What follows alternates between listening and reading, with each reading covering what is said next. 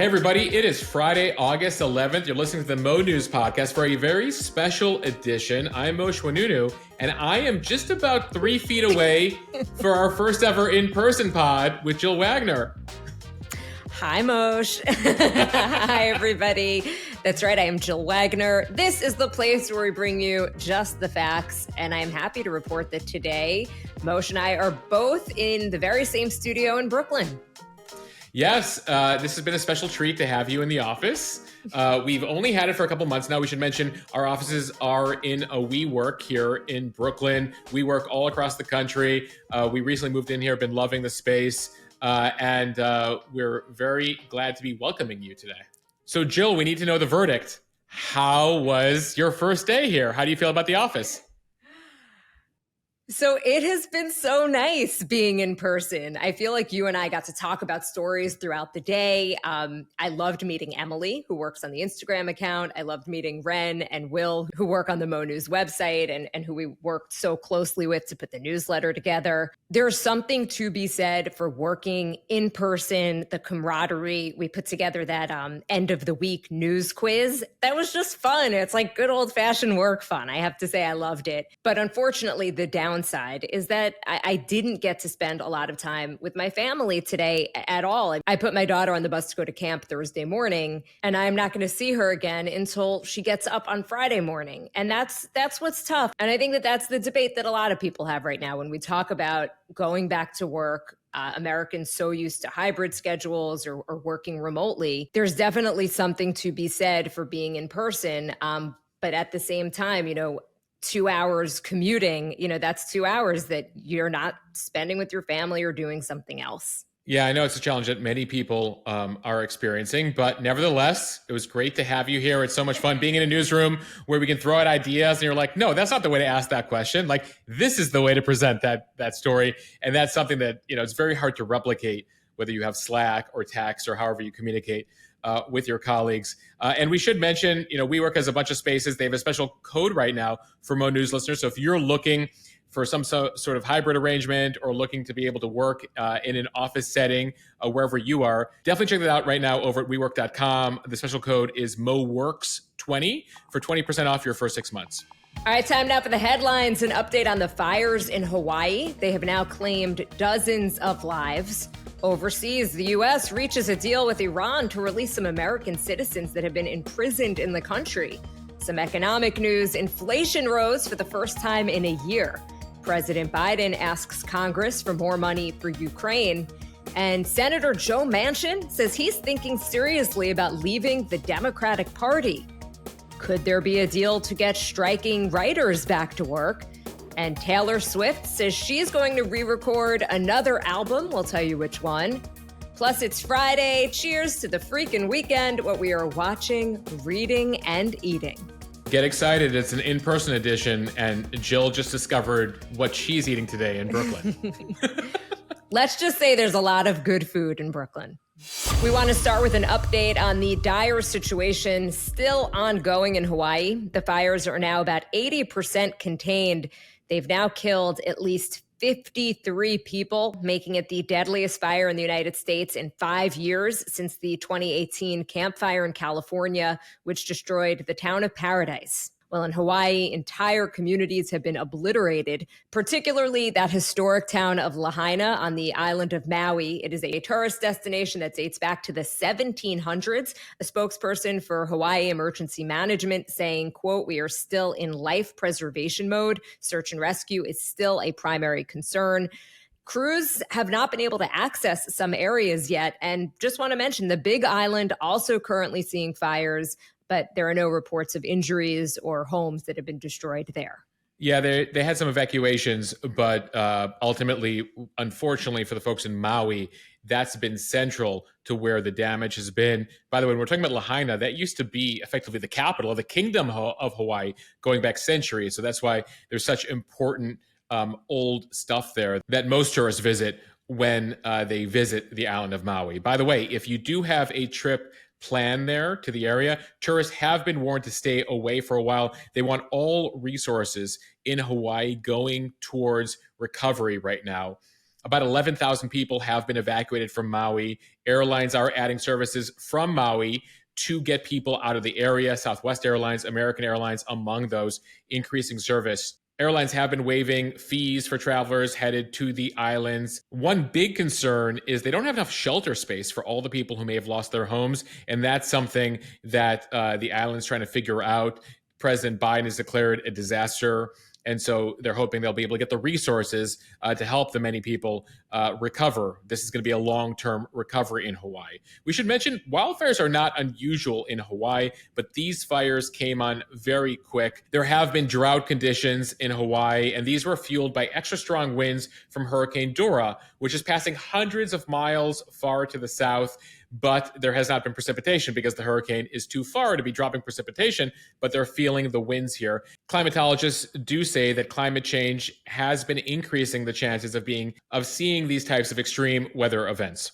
All right, now to a pretty complex international story. The U.S. and Iran reached a deal Thursday for 5 Americans who are detained in the country to eventually leave. In exchange, the U.S. will give Iran access to $6 billion of oil revenue and also free a number of jailed Iranians. The U.S. does not have diplomatic relations with Iran, so Switzerland, Oman, and Qatar mediated the negotiations. According to the New York Times, the U.S. prisoners have already been released from the notorious Evin prison in Tehran and have been moved into house arrest, where they will likely stay for several weeks. So who are these prisoners? We do know the identity of 3 of them: Siamak Namazi, Ahmad Shargi, and Murad Tabaz. They are all dual Iranian U.S. citizens. And the U.S. has long maintained that these men have been unjustly detained.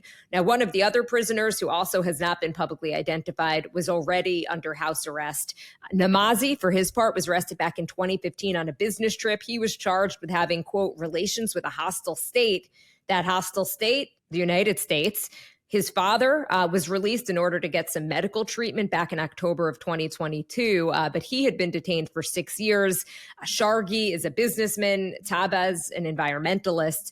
And Moshe, I just want to try to put a face to this story. Back in March, one of the prisoners, Namazi, he took this very unprecedented step at great risk to himself, by the way, to use his phone privilege in prison to call CNN's Christiane Amanpour.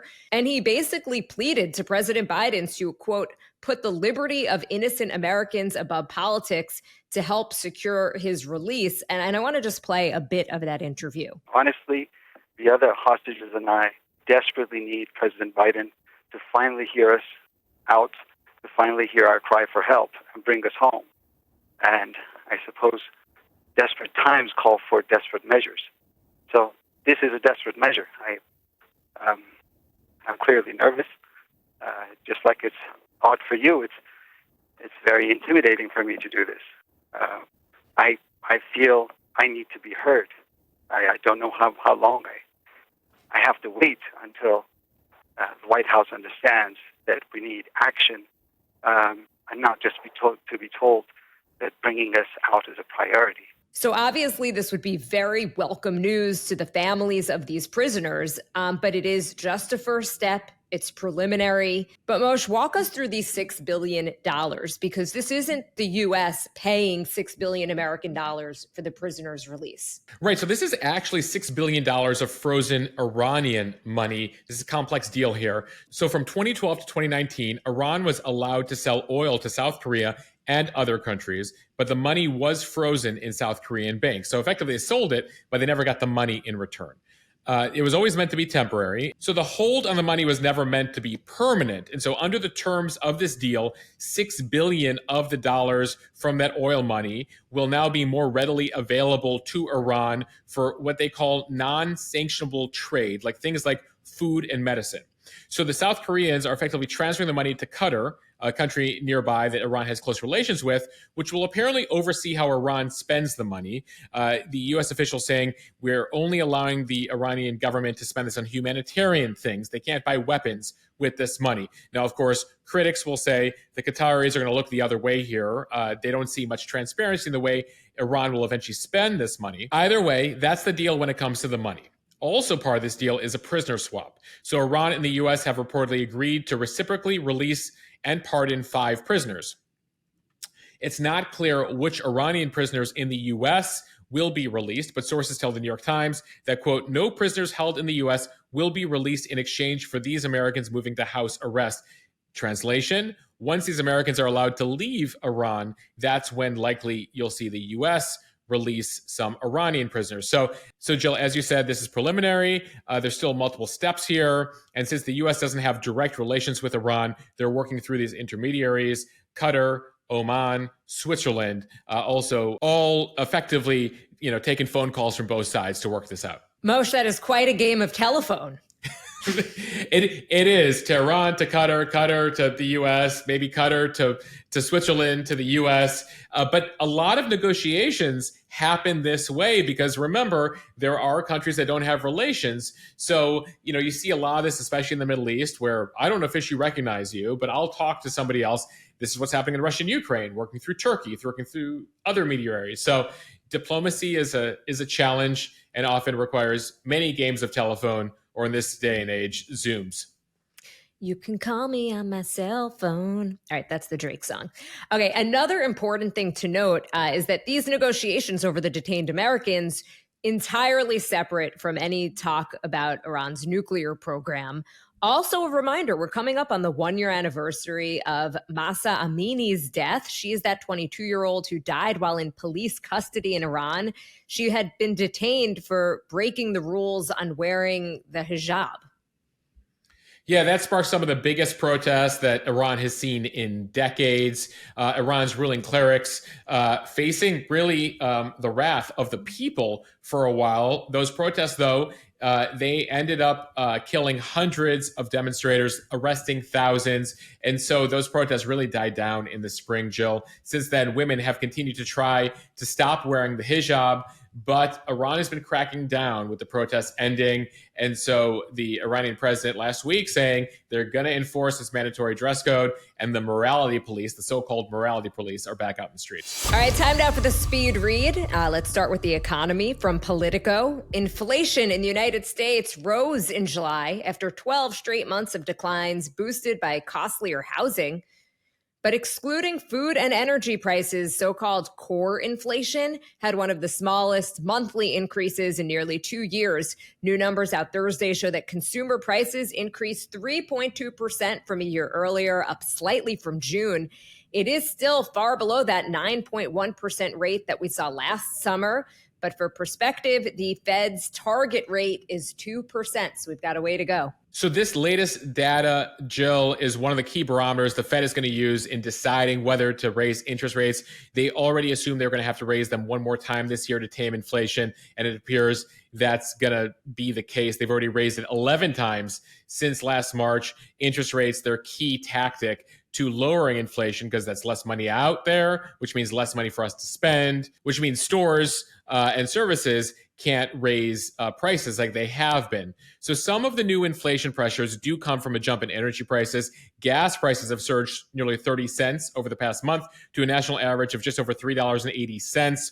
Part of that has to do with refineries in the South not being able to operate when it's above 95 degrees. So with that record heat this summer, that's been an issue. And then, of course, you have Saudi Arabia, Russia, some of the countries that have cut production because they're trying to make more profit off of oil on the global market. When it comes to some other prices, we posted a bunch on Instagram, but motor vehicle insurance up, tax return preparation up, frozen fruits and vegetables up 11%.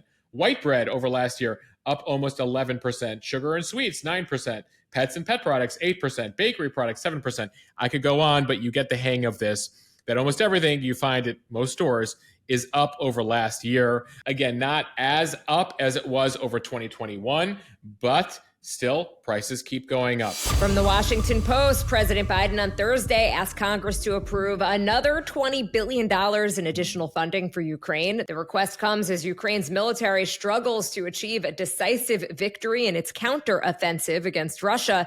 In a letter to lawmakers, the White House Office of Management and Budget asked for $13 billion in new military aid and $8.5 billion in additional economic, humanitarian, and security assistance for Ukraine. and other countries affected by the war. In addition to the money for Ukraine, the White House also wants more than $12 billion for disaster relief and other emergency domestic funds like hurricanes, as well as tens of millions of dollars to boost pay for firefighters on the front lines of the wildfires that have hit many parts of the country. So in total, Biden asking Congress for about $40 billion in new spending. So most of that funding should be able to be approved by Congress, but the funding tied to the war in Ukraine, which, by the way, is almost 18 months old at this time, is likely to prove the most controversial. The U.S. has already directed more than $75 billion in aid to Ukraine, including $50 billion in direct military assistance. That is more than any other country has given by a long shot. Biden has vowed that the U.S. government will continue to support Ukraine as long as it takes, but some Western allies are facing difficult questions about the state of the war effort. These Ukrainian forces, like how much more progress can they make, and whether, albeit unfairly, that Zelensky will have to negotiate and give away some of his land to the invading Russian forces in order to strike a peace agreement here. A number of Republicans in the House have made it clear that they're going to oppose any new funding for Ukraine. If you look at some recent polls, Jill, it's split now among Republicans in terms of Republicans who want to continue to aid Ukraine and those who do not. A lot of Republicans bring up, like, why aren't the NATO allies giving as much as the U.S. is giving? That's certainly something you hear from Donald Trump and some Republicans on the campaign trail. So this will be very interesting to see whether this can work its way through, though we should note that Kevin McCarthy, the Speaker, as well as Mitch McConnell, the Republican leader in the Senate, have continued to support Ukraine and are trying to urge their Republican colleagues to keep doing so. Staying with politics from the Hill, West Virginia Senator Joe Manchin says he is thinking seriously about leaving the Democratic Party and declaring himself an independent before the 2024 election.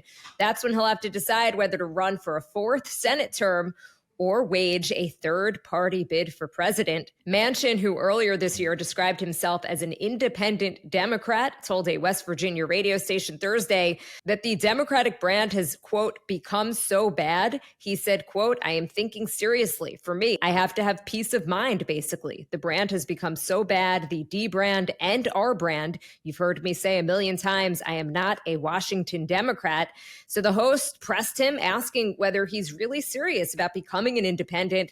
And he did say, yes, I would think very seriously about that. He said, when I do speak, I want to be able to speak honestly about basically the extremes of the Democrat and Republican Party that is harming our nation. So, Jill, this should come as no surprise to those of us who've been watching Joe Manchin, watching his rhetoric. It appears he wants to make it official, especially as he faces a very challenging and some would say impossible attempt to win re-election as a Democrat in West Virginia. Now, he wouldn't be the first one, especially in the last year. It's just been about 8 months now since Senator Kyrsten Sinema of Arizona announced her decision to leave the Democratic Party, register as an independent. Keep in mind, she still caucuses and votes with the Democrats. Bernie Sanders of Vermont, Angus King, another example in Maine of two others who are officially independent but effectively Democrats. So Manchin says he will decide at the end of the year whether he's going to be running for a fourth Senate term, as again, West Virginia continues to get redder and redder and redder.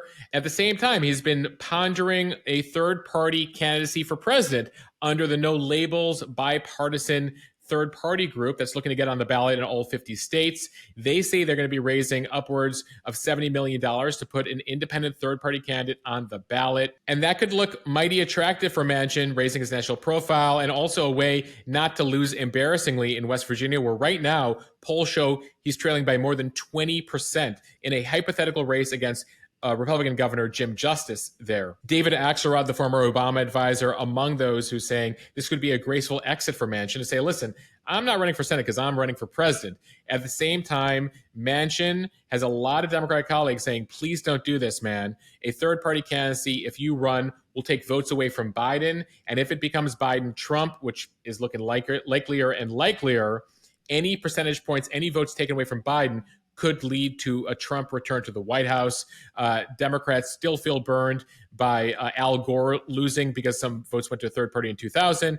Hillary Clinton liked to blame Jill Stein and Gary Johnson in 2016 for taking just enough of votes away from her and allowing Trump to be president. And so Democrats are very wary of this. And Democrats in the establishment especially say, please, Joe, Please don't run for president. Staying with the election, though, we should note Mike Pence has made the presidential debate that's coming up in about 2 weeks, which means he got enough donors, maybe through those Too Honest t-shirts that he's been making. The big question, though, about this debate is whether Donald Trump is going to show up. Yeah, this is the first Republican presidential debate in Milwaukee. Fox News hosting, just about 2 weeks away. Will Donald show up? Or will he be like, honestly, I'm up 20 or 30% over these guys. I'm not going to give them more attention.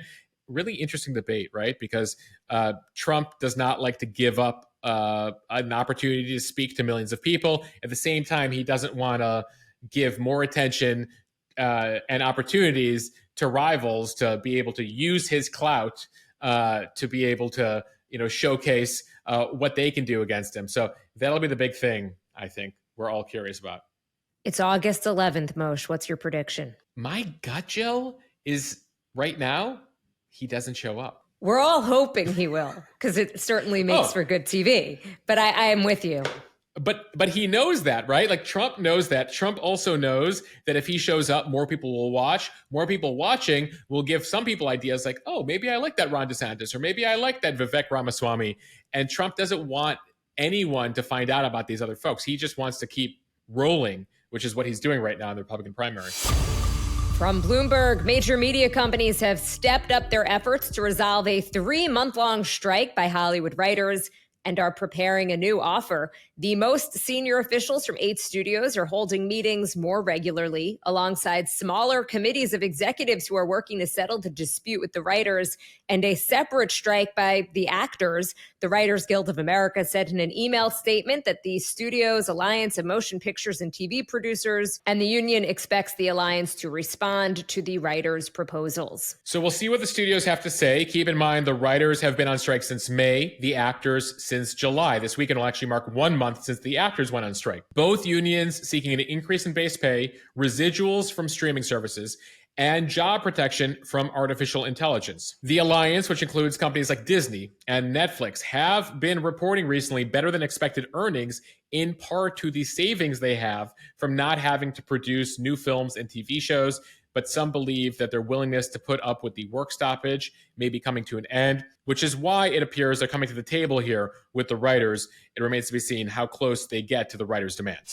Some space travel news via CNN. Virgin Galactic, the space tourism company founded by British billionaire Richard Branson, finally launched its first space tourists to the edge of space. That is a major step toward delivering on decades of promises. The company's rocket-powered space plane VSS Unity took off Thursday morning from a New Mexico spaceport.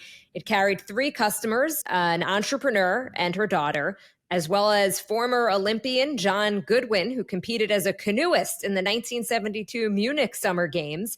This vehicle ventured more than 50 miles above Earth's surface, the altitude the U.S. government considers the edge of outer space. Internationally, what's called the Kármán line, 62 miles above sea level, is often used to mark the boundary between our planet and space, but there's a lot of gray area. But for these purposes, they are calling this space. Yeah, we're going to let them have it. They went to space, even though it's just about 50 miles up there. Still pretty far up there, Jill. The space plane reached supersonic speeds as it hurled upward, and at the peak of its flight, the vehicle spent a few minutes in weightlessness as it entered a free fall and glided back to the spaceport for a runway landing. Sort of took off and landed like a plane. The whole journey lasted about an hour. And so this is a big milestone for Virgin Galactic carrying its first tourists. They founded the company back in 2004. It has long missed multiple deadlines for delivering on its promises. Keep in mind, Elon Musk's company has already put tourists up there. Jeff Bezos' company has also put tourists up there.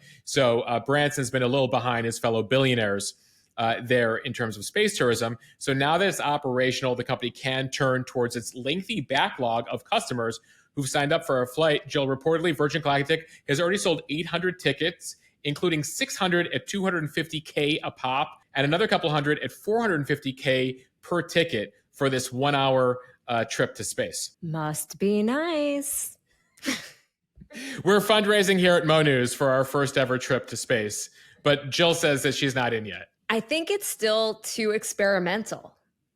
And I hear you. that's kind of where my head is. But I'm also a scaredy cat. I don't like roller coasters. This seems like too big. As someone who wears contact lenses, I sort of how I've always felt about laser surgery. Like I know people in my life who've gotten laser surgery to correct their vision. And I was like, they're like, we're on 6th generation laser, 8th generation laser. I was like, I'm going to give it a few more generations. And at this point, now in my early 40s, I was like, you know what? I'm fine with contact lenses and glasses.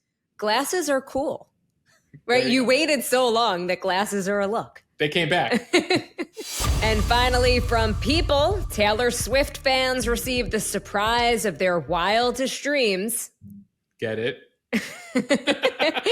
At her final Los Angeles Eras Tour show on Wednesday. During the acoustic portion, the pop superstar announced the upcoming October 27th re-release of her first Grammy-winning pop album, 1989. And then she confirmed the news on Twitter or X or whatever you're calling it. She wrote, "The 1989 album changed my life in countless ways, and it fills me with such excitement to announce that my version of it will be out on October 27th. To be perfectly honest, this is my most favorite re-record I've ever done because the 5 From the Vault tracks are so insane. I can't believe they were ever left behind. But not for long." So the album is set to include those 5 previously unreleased tracks, while physical versions of the album will include never before seen photos. Jill, I feel like that's such a throwback. The physical version of the album, never before seen photos. I remember back in the day reading those CD albums and like when it was like really fat with like the lyrics and like cool stories. That was like such a thing. You're so right. But I'm so excited for this. And I actually recently found out via Spotify that somehow, inexplicably, I'm in the top 13% of Taylor Swift listeners. That's me, that's Jill impressive. Wagner, a grown woman living in the suburbs. Jill, that's many, many, many, many hours of listening to Taylor. We should note, if this sounds familiar, the re-release, this is something Taylor's been doing to a number of her albums. This is her journey of re-recording material from her first 6 albums. This is all part of her effort to give her control of her music after Scooter Braun purchased her catalog. So all these Taylor's version albums have been coming out. Her most recent one was for Speak Now, and they've been massive hits on the streaming services for the past couple of years.